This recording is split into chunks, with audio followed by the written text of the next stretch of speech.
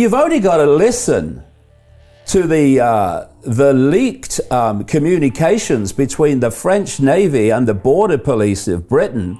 They're escorting them over and handing them over. It's a scam. It's all planned. Why?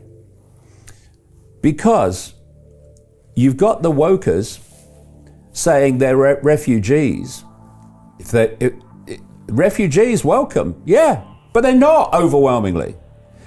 But that's where they go at. So now you've got those that are looking at, so no, they're young adult men. So now you've got divide and rule between the wokers and the, quote, far right. There you go.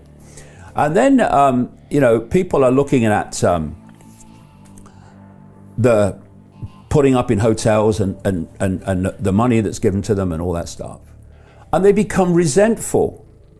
They become resentful because, well, look at all the deprivation in Britain that's not being dealt with, and now we're seeing this resentment, divide and rule. So now you're having the divide, not just between the wokers and the if you like the people that can see that something's happening that's not good.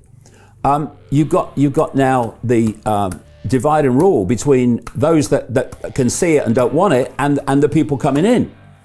And then you expand that if you don't see the bigger picture of what's going on and how we're all being played off against each other, you then start to relate all these illegal migrants coming in with the migrant population in general. And so you become more and more resentful and antagonistic towards them.